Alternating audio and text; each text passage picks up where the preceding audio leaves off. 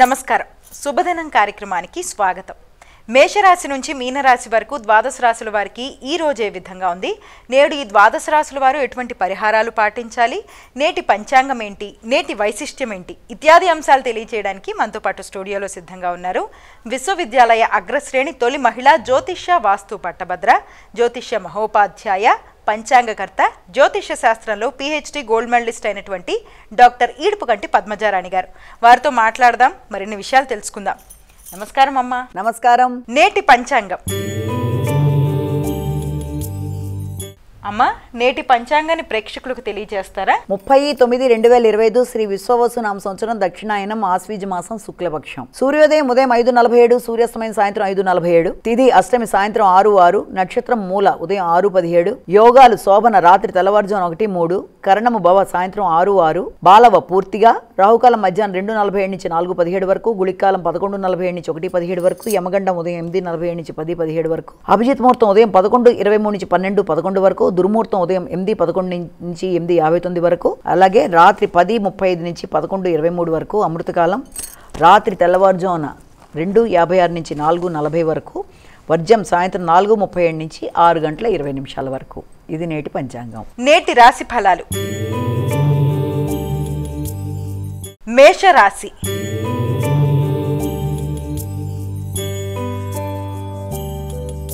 అమ్మా, మేషరాశి వారికి ఈరోజు ఏ విధంగా ఉండబోతోంది? మేషరాశి వారి విషయాన్ని తీసుకున్నట్లయితే ఆధ్యాత్మిక ఆలోచనలు చాలా చక్కగా ఉంటాయి. దేవాలయ సందర్శన చేస్తారు, పెద్దలతో కలిసి చక్కగా వారి శుభాశీస్సులు తీసుకుంటారు, మానసిక ప్రశాంతతను పెంచుకుంటారు. తండ్రి తల్లి పెద్దల్ని కలిసి వారి యొక్క ఆలోచనలలో భాగస్వాములు అవుతారు. అన్ని విధాలుగా కూడా పుణ్యబలాన్ని పెంచుకునే కార్యక్రమాలు, ఉపాసనా బలం చాలా వరకు అనుకూలంగా ఉంటాయి. తల్లిదండ్రులతో కలిసి ముందుకు సాగుతారు. వృషభ రాశి.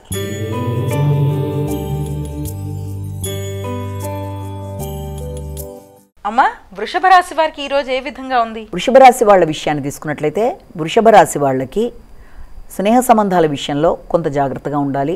ప్రయాణాల విషయంలో కానీ, తీసుకునే నిర్ణయాల విషయంలో కానీ తొందరపాటు నిర్ణయాలు పనికిరావు. ప్రయాణాలు చేసేప్పుడు కొత్త వ్యక్తులని నమ్మే విషయంలో తగిన విధంగా జాగ్రత్తలతో ముందుకు వెళ్ళాలి. నూతన నిర్ణయాలు ముందుకు వెళ్లే విషయంలో ఏదో రకమైన ఆటంకాలు కొంత మనసుని చికాకు కలిగిస్తే కనుక ఆ విషయంలో జాగ్రత్తలతో ముందుకు వెళ్ళాలి. మిథున రాశి.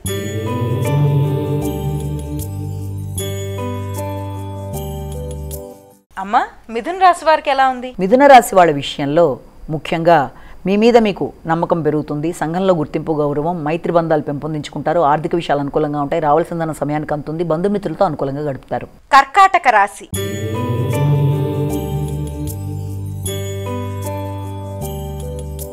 అమ్మా, కర్కాటక రాశి వారికి ఈ రోజు ఏ విధంగా ఉంది? కర్కాటక రాశి వాళ్ళ విషయంలో ఈ రోజున శ్రమతో అనుకున్న పనులు సాధించడానికి ఎక్కువ కృషి చేస్తారు. అధిక శ్రమతో మీరు ముందుకు వెళ్ళడానికి చేసే ప్రయత్నాల వల్ల ఆరోగ్యపరమైన విషయాల్లో కొంత ఇబ్బందులు లాంటివి ఉంటాయి.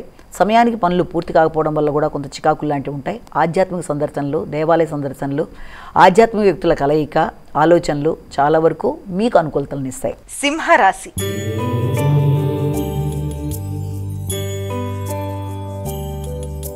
అమ్మా, సింహరాశి వారికి ఎలా ఉంది ఈరోజు? సింహరాశిలో వారికి ఈ రోజున ముఖ్యమైన విషయాలలో ఉపాసనా బలం విషయంలో అధిక శాతం కృషి చేస్తారు.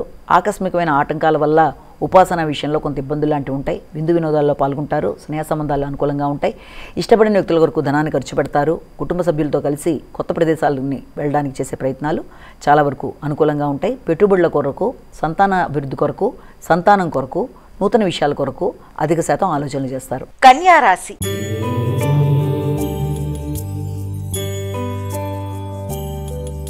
అమ్మా, కన్యా రాశి వారికి ఎలా ఉంది ఈరోజు? కన్యా రాశి వాళ్ళ విషయంలో గృహ సంబంధమైన విషయాల్లో నూతన గృహ నిర్మాణం కొరకు కానీ, నూతన గృహాల కొరకు కానీ, లేకపోతే నూతన వాహన మార్పుల కొరకు కానీ ప్రయత్నాలు చేస్తారు. తల్లి యొక్క సహకారం అనుకూలంగా ఉంటుంది. వారి యొక్క ఆదాయం బాగుంటుంది. వారి ఆశీస్సులతో అనుకున్న పనులు నిర్వర్తించడానికి ప్రయత్నం చేస్తారు. మానసిక సౌలభ్యం అనుకూలంగా ఉంటుంది. సౌకర్యాలు పెంపొందించుకుంటారు. తులారాశి.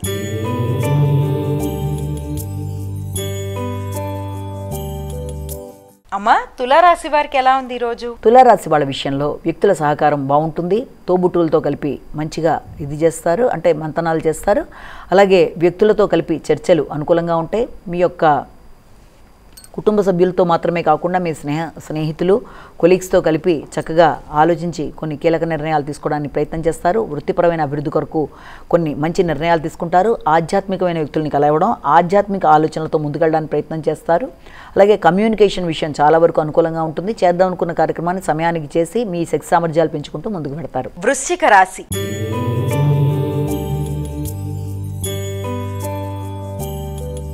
అమ్మ, వృశ్చిక రాశి వారికి ఎలా ఉంది ఈరోజు? వృశ్చిక రాశి వాళ్ళకి ఆర్థిక విషయాలు అనుకూలంగా ఉంటాయి. మాట విలువ పెరుగుతుంది, మాట గౌరవం పెరుగుతుంది. సంతానంతో మీ ఆలోచనలు సమన్వయపరుచుకోవడం బట్టి అనుకున్న మాట మీద నిలబడి అనుకున్నట్టుగా ముందుకు వెళ్ళడానికి ప్రయత్నం చేస్తారు. కొత్త ప్రదేశాలు సందర్శించడానికి విశేషంగా కృషి చేస్తారు. బంధువర్గాన్ని కలవడానికి చేసే ప్రయత్నాలు అనుకూలంగా ఉంటాయి. కుటుంబంలో వాతావరణం చాలా వరకు అనుకూలంగా ఉంటుంది. ఆధ్యాత్మిక శోభతో ముందుకు పెడతారు. ధనస్సు రాశి.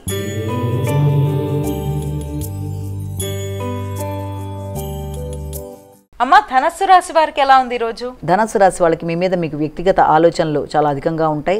అలాగే ఆకస్మికమైన ఖర్చుల వల్ల కొంత గందరగోళంగా ఉన్నప్పటికీ అది మీకు కొంతవరకు ఆనందాన్ని ఇచ్చే అవకాశాలు లాంటివి కనబడుతున్నాయి. సంఘంలో పేరు ప్రఖ్యాతలు, శ్రమకి తగిన ఫలితం, గుర్తింపు, గౌరవం మొదలైనవి ఉంటాయి. అలాగే గృహ సంబంధమైన విషయాల మీద ధనాన్ని ఖర్చు పెట్టడానికి ఆలోచనలు చేస్తారు. నూతన గృహ నిర్మాణాల కొరకు కానీ కొత్త గృహ మార్పు కొరకు కానీ చేసే ప్రయత్నాలు చాలా వరకు అనుకూలంగా ఉంటాయి. మకర రాశి.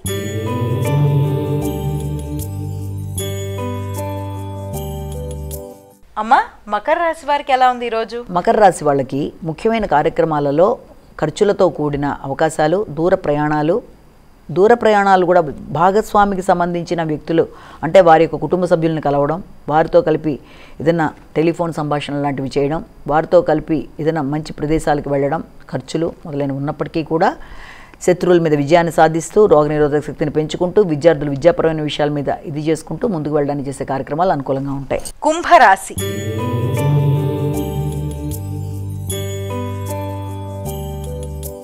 అమ్మ, కుంభరాశి వారికి ఎలా ఉంది? కుంభరాశి వాళ్ళకి వాతావరణం అనుకూలంగా ఉంటుంది. ఒక మానసిక ప్రశాంతత అనేది ఏర్పడుతుంది. ఎదురు చూస్తున్న విషయాల్లో అనుకూలతలు, ఆర్థిక సంబంధమైన విషయాల్లో అనుకూలంగా ఉండడం, పోటీలలో ఉన్నత స్థానం పొందడం అనేది, ఏదన్నా మీకు ఏదైనా ఇంటర్వ్యూల కొరకు ఎదురు చూస్తున్న వాళ్ళకి దానికి సంబంధించిన సమాచారం కొంతవరకు అనుకూలమైన ఆనందాన్ని కలిగించడం అనేది, అలాగే నైపుణ్యాలు పెంచుకుంటూ ముందుకు పెడతారు. మీనరాశి.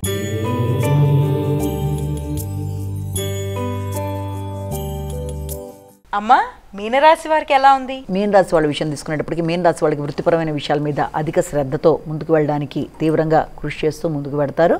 అలాగే మీదైన మార్కుతో మీరు చేస్తున్న వృత్తిలో ఒక గౌరవాన్ని సంపాదించుకోవడమే కాకుండా మీ శ్రమకి తగిన ప్రతిఫలం అనేది ఏర్పడుతుంది. అధిక బాధ్యతలు, నూతన విధానాల్లో ముందుకు వెళ్ళడానికి మీరు చేసే కృషికి తగిన గుర్తింపు, గౌరవం కవులకి, రచయితలకి మంచి అనుకూలమైన సమయంగా చెప్పొచ్చు.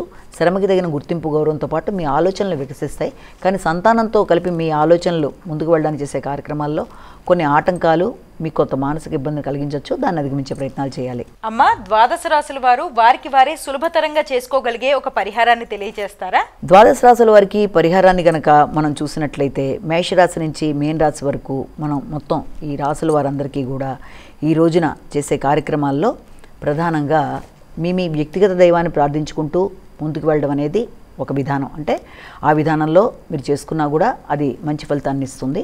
అలా కాకుండా ఇంకా సమయము, అవకాశము అన్నీ కూడా మీకు ఉన్నట్లయితే తప్పనిసరిగా ఈ రోజున మీరు చేసే కార్యక్రమాల్లో సుబ్రహ్మణ్యేశ్వర స్వామి ఆరాధన చేయడం అనేది, అలాగే హనుమాన్ చాలీసా లాంటిది వినడం, వీలున్నట్లయితే ఏదైనా దానికి సంబంధించిన దేవాలయ సందర్శన చేయడం, అవన్నీ కూడా చాలా వరకు అనుకూలంగా ఉంటాయి. ఒకవేళ వాటికి కూడా అవకాశం లేనట్లయితే మీరు ఈ రోజున అమ్మవారికి సంబంధించిన శ్లోకాలు ఏది విన్నా కూడా, అష్టోత్తరాలు కావచ్చు, శతనామావులు కావచ్చు, అమ్మవారి శ్లోకాలు, అమ్మవారి ద్వాదశనామం ఏదైనా సరే చాలా చాలా చాలా చాలా మంచి ఫలితాలు, అమ్మవారి యొక్క ఆశీస్సులు మొదలైనవి లభ్యమవుతాయి. కనుక తప్పనిసరిగా ఏది చేసినా దుర్గాదేవికి సంబంధించిన శ్లోకాలు, అష్టోత్తరాలు మంచి ఫలితాలు ఇస్తాయని మనం ఇక్కడ గమనించుకోవాలి. నేటి వైశిష్ట్యంలో భాగంగా ఈ రోజున విశిష్టత ఏంటి అన్నది మనం చూసినట్లయితే, ఈ రోజున విశిష్టత ఏంటంటే నవదుర్గలలో 9వ దుర్గ గురించి మనం ఈ రోజున తెలుసుకుందాం. నవదుర్గలలో 9వ దుర్గగా సిద్ధిదాత్రి దుర్గని చెప్పుకుంటాం. అలాగే సిద్ధిదాత్రి అన్న మాటలోనే మనం గమనించుకున్నట్లయితే సిద్ధి అంటే అర్థం ఏంటి, దాత్రి అంటే అర్థం ఏంటంటే ముందర తెలుసుకుందాం. సిద్ధి అంటే సిద్ధించటం. సిద్ధించడంలో రకాలు చాలా ఉంటాయి. సిద్ధించడం ఏంటంటే మనం శ్రమ పడగా సిద్ధించేవి కొన్ని ఉంటాయి. కానీ ఈ అమ్మవారి ఆరాధన వల్ల సిద్ధించడం అంటే ఏంటంటే, నువ్వు ఏదన్నా ఒక విషయాన్ని కనుక నువ్వు అనుకుంటే ఆ అనుకున్న విషయంలో పెద్ద శ్రమ లేకుండా అది జరగడము, మనసులో అనుకున్న విషయం అనుకున్న విధంగా ముందుకు వెళ్ళడానికి కార్యక్రమాలు జరగడం లాంటివో, ఇవన్నీ కూడా సిద్ధిదాత్రి దేవి యొక్క గొప్పతనంలో భాగాలు. సిద్ధిదాత్రి, దాత్రి అంటే మనకి ఇవ్వడం, అంటే ఒక సిద్ధిని ఆవిడ మనకి ఇవ్వడం అన్నమాట. ఏ రకంగా మనం ఆవిడ కోసం చేసే జపం, ఆవిడ చేసే శ్లోకాలు, స్తోత్రాలు, ఆరాధన. సాధారణంగా వీళ్ళు ఉంటారు యోగులందరూ కూడా, ముఖ్యంగా నవరాత్రుల్లో నవదుర్గలలో ఈ 9వ దుర్గకి సంబంధించి విపరీతంగా వాళ్ళు చేస్తారన్నమాట. యోగులందరూ కూడా యోగ సాధనలో, అంటే ఈ సిద్ధిదాత్రి యొక్క రూపం కానీ లేకపోతే ఆవిడ ఇచ్చేది కానీ ఆవిడ ఎలా ఉంటుందంటే, ఆవిడని కేవలం యక్షులు, కిన్నెరులు, గంధర్వులు, దేవతలు, మామూలు మనుషులు, అందరూ కూడా ఆవిడని ఆరాధిస్తారు. ఎందుకంటే ఆవిడ సిద్ధిని ఇస్తుంది.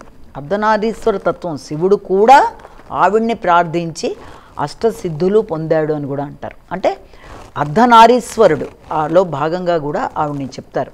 అంటే సిద్ధిదాత్రి అన్న దేవతకి సంబంధించి మనం చూసినట్లయితే నవదుర్గలలో 9వ దుర్గ రూపంలో సిద్ధిదాత్రి మాత సంబంధించిన ధ్యాన శ్లోకం దేవ్యై సిద్ధిదాత్రియే నమః అనే ఆవిడ్ని శ్లోకంలో పఠించుకుంటూ, దాంతోపాటుగా అమ్మవారు కేతుగ్రహానికి పాలక గ్రహంగా చెప్తారు.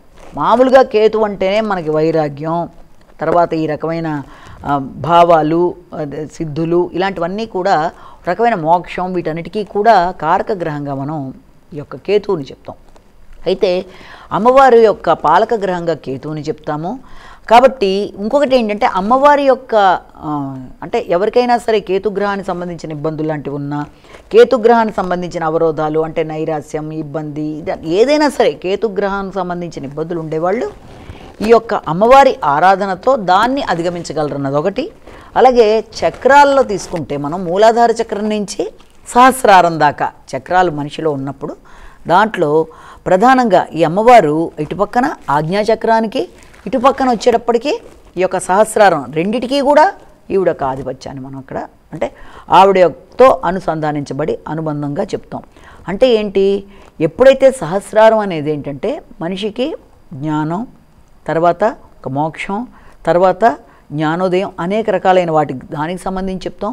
ఆజ్ఞాచక్రం అంటే ఏకాగ్రత, అంటే ఒక వ్యక్తికి ఏకాగ్రతతో అనుకున్న పనులు సాధించడానికి, అభివృద్ధి చెందడానికి, ఆధ్యాత్మిక జ్ఞానానికి, తర్వాత జ్ఞానోదయానికి, జ్ఞాన సంపన్నతకి అన్నిటికీ కూడా క్లబ్ చేస్తూ సిద్ధిదాత్రి దేవతను కనుక ఆరాధించిన వాళ్ళకి 9వ దుర్గగా ఈ రకమైన విశేష ఫలితాలు అనేవి లభ్యమవుతాయి. సిద్ధించడం అంటే వాళ్ళు అన్నది అన్నట్టుగా అవ్వడం, అతి కష్టపడకుండా పనులు జరగడం, ఇవి సిద్ధి అంటే, సిద్ధించడం అంటే దాన్ని సిద్ధించడం అంటారు. ఆ రకంగా ఉన్న వాటికి ఆవిడ ఇదనమాట సిద్ధిదాత్రి దేవత. నవదుర్గల్లో 9వ దుర్గగా ఆవిడ్ని చెప్తారు. అయితే ఈవిడికి ఈ రూపంలో ఏర్పడడానికి ముందు ఈవిడ ఒక శక్తిగా ఏర్పడి, ఈ రకమైన శక్తిగా ఆవిడ దేవతలకి, ముఖ్యంగా ఈ త్రిమూర్తులకి కూడా ఆవిడ ఎక్కడ ఏది పరిపాలించాలి, ఎవరిది సృష్టి స్థితి లయ కారకులుగా వాళ్ళకి డివైడ్ చేసి వాళ్ళకి ఇవ్వడమే కాకుండా, అందులో ముఖ్యంగా కూడా ఈశ్వరుడికి ఒక చోట కూర్చొని ఆయన ధ్యానం చేసుకుంటప్పుడు ఆయనకి ఈ యొక్క వీళ్ళందరికీ కూడా అష్టసిద్ధులు అంటే మనం వింటాం, అణిమ, మహిమ, గరిమ, లఘిమ, తర్వాత దాంతోపాటు ఈసిత్వ, వసిత్వ, ప్రాప్తి, ప్రాకామ్య, ఈ 8 అష్టసిద్ధులుగా చెప్తారు. అంటే మామూలుగా మనం చూసినట్లయితే యోగాలో అని మాత్రమే కాకుండా వీటిని చాలా మనకి పూర్వం యోగులందరూ కూడా వీటిని ఇది చేశారంటే అణిమా సిద్ధి, మహిమా సిద్ధి, గరిమా సిద్ధి, లఘిమా సిద్ధి, ఇవన్నీ ఏంటంటే ఒక్కదానికి ఒక రకమైన ప్రత్యేకత ఉంటుంది. అంటే శరీరాన్ని పెద్దగా పెంచేయడం, శరీరాన్ని చిన్నదిగా చేసేయడం, శరీరాన్ని చిన్నగా వీటి యొక్క పేర్లే ఇవన్నమాట. ఈ రకంగా ఈ శక్తులన్నీ కూడా వాళ్ళకి ఇచ్చి, అలాగే ఏ రకంగా సృష్టిని వాళ్ళు పరిపాలించాలి, ఎవరు సృష్టికి ఎలా ప్రధానంగా విష్ణుమూర్తికి, అలాగే దాని యొక్క సృష్టికి, తర్వాత స్థితి లయ కారకులుగా అన్నిటికీ కూడా వాళ్ళందరినీ డివైడ్ చేసి వాళ్ళకి ఇవ్వడమే కాకుండా, అలాగే వారికి దగ్గర ఉండే యొక్క మహాలక్ష్మికి కానీ లేకపోతే మహాసరస్వతి వాళ్ళకి ఆదినిష్టంగా వాళ్ళు పరిపాలిస్తారు ఈ యొక్క శక్తులు కానీ, అన్ని రకాలుగా వాళ్ళకి ఆవిడ చెప్పింది సిద్ధిదాత్రిదేవి. అలాగే ఆవిడ దీంట్లో సగభాగంగా ఈశ్వరుడు అర్ధనారీశ్వరుడిగా ఆయన ఉన్న దాంట్లో కూడా ఆవిడ ప్రధానంగా ఉంది. ఆవిడ్ని ఇది చేసే తపస్ఫలితంతో ఆయన అన్ని రకాలుగాను శక్తులు పొందాడని కూడా అంటారు. అంత మహిమ కలిగిన ఆవిడని యోగులందరూ కూడా విశేషంగా ఈ రోజున అసలు ఆవిడ్ని ప్రార్థించడం అనేది అలా ఇలా కాదు, ఆ డెడికేట్ అయ్యి చేసే యోగులందరినీ కూడా చాలా మంది ఉంటారు. అయితే ఈ సిద్ధిదాత్రీదేవికి సంబంధించిన ఈ యొక్క దేవాలయాలు ఎక్కడున్నాయని చూసినట్లయితే మనకి వారణాసిలో మరియాఘాట్ దగ్గర సిద్ధిదాత్రి దేవాలయం ఉందన్నట్టుగా ఒకటి చెప్తారు. అలాగే ఈ సిద్ధిదాత్రి దేవతకి సంబంధించి మెయిన్గా ఎందుకు చేస్తారంటే ఈ యొక్క కేతువు పాలగ్రహంగాను ఆజ్ఞా సహస్రార చక్రాలకి ఆవిడ అధిష్టానంగా తీసుకుంటూ, అలాగే ఆవిడ యొక్క శక్తితో ఏ రకమైన సిద్ధులనైనా సాధించుకుంటూ జీవితంలో ముక్తి మోక్షం మొదలైనవి పొందడానికి అమ్మవారిని విశేషంగా ఆరాధిస్తారు. అంటే ఆవిడని ఎవరైతే ఆరాధిస్తారో వ్యక్తికి ఆ రకమైన సంకల్ప బలాలు సిద్ధిస్తాయి. అంటే అవి సంపూర్ణంగా మంచివైన సంకల్పాలు సిద్ధించడానికి అమ్మవారి దగ్గర నుంచి ఈ రకమైనది మనకు ఏర్పడుతుంది అన్నది ఒకటి మనం గమనించాలి. అలాగే అమ్మవారికి సంబంధించి కూడా మనం తీసుకుంటే ఇక్కడ ఈ రోజున అమ్మవారి అవతారమేమో నవదుర్గల్లో 9వ దుర్గగా ఆవిడ అలా చేస్తారు. అలంకారాన్ని కనుక తీసుకున్నట్లయితే సాధారణంగా ఈ రోజున అమ్మవారిని విశేషంగా చక్కగా ఈ యొక్క దుర్గా అవతారంలో అమ్మవారిని ఈ రోజున ఇది చేస్తారన్నమాట. అంటే దుర్గాదేవి అలంకరణలో ఆవిడని ఈ రోజున ఇది చేస్తారు. అలాగే ఆవిడకి సంబంధించిన నైవేద్యంగా కూడా శరన్నవరాత్రులలో 19వ రోజున ఆవిడ అలంకారం దుర్గాదేవి. అలాగే ఆవిడ నైవేద్యాన్ని కూడా తీసుకున్నట్లయితే ఈ రోజున అల్లంతో చేసిన గారెలు లాంటివి, పానకం, వడపప్పు ఇలాంటివి. అలాగే ఆవిడికి సంబంధించిన చీర ఈ రోజున ఆవిడికి ధరింపజేసే చీర కూడా ఏంటంటే ఎరుపు రంగు చీరలు చేయడం అనేది. ఎందుకంటే దుర్గాదేవిని విశేషంగా ఆ దుర్గకుండే శక్తుల్లోంచే ఇన్ని రకాల రూపాలు ఆవిడకి, ఒక పార్వతి రూపమైన, కాత్యాయని రూపమైన, దుర్గైన అన్నీ ఆవిడ రూపాలే. కాబట్టి ఈ రోజున ఆవిడ అలంకారం దుర్గా అలంకారం ఏంటి. అలాగే ఈ రోజున మనం చెప్పుకుందాం అనుకుంటున్నా అంటే దీంట్లో క్లుప్తంగా ఒక శక్తిపీఠం గురించి కూడా మనకి రోజు చెప్పుకుంటున్నాం కాబట్టి 8 రోజులు బట్టి ఈ రోజున చెప్పుకునే శక్తిపీఠం కూడా ఏంటంటే, అసలు శక్తిపీఠాలంటేనే సతీదేవి యొక్క శరీరాన్ని ఖండించబడి ఆవిడవి ఒక 18 ప్రధాన ప్రదేశాల్లో పడ్డాయి. కొన్ని చోట్లేమో అది 108 అని, కొన్ని చోట్లేమో 51, 52 అని. అయినప్పటికీ కూడా అష్టాదశ శక్తిపీఠాలు చాలా పవర్ఫుల్గా చెప్తారు. కాబట్టి అందులో ఒకానొకటైంది మనం చెప్పుకునేది ఏంటంటే అలంపూర్ జోగులాంబ దేవాలయానికి సంబంధించిన శక్తిపీఠం గురించి మనం ఇక్కడ కొంతవరకు మాట్లాడుకుందాం. అలంపూర్ జోగులాంబ శక్తిపీఠాన్ని మనం కనుక తీసుకున్నట్లయితే మహబూబ్ నగర్ డిస్ట్రిక్ట్లో ఈ యొక్క జోగులాంబ దేవాలయం ఉంది. ఇక్కడ ఇది 5వ శక్తిపీఠంగా, అష్టాదశ శక్తిపీఠంలో 5వ శక్తిపీఠంగా చెప్తారు. అలాగే ఈ ప్రదేశంలో అమ్మవారి యొక్క పైదంతాలు పడ్డాయి అని చెప్తారు. అయితే ఈ యొక్క ఆలయానికి సంబంధించిన విశిష్టతలు కనుక మనం చూసుకున్నట్లయితే ఇక్కడ సిద్ధులు అనేవి ప్రధానంగా చెప్తారు ఈ దేవాలయానికి సంబంధించి. ఇక్కడ అమ్మవారి యొక్క రూపాన్ని కూడా మనం చూసినట్లయితే అమ్మవారు ఒక దాని మీద కూర్చున్నట్టుగాను, తర్వాత తల మీద బల్లులు, తర్వాత ఈ యొక్క తేళ్ళు లాంటివి, తర్వాత ఒక కపాలం కూడా ఉన్నట్టుగా ఉండడం, ఆ నాలిక బయటపెట్టి కొంచెం కొంత ఉగ్ర రూపంలో ఉన్నట్టుగా అమ్మవారి రూపం కొంత విశేషంగా ఉంటుంది.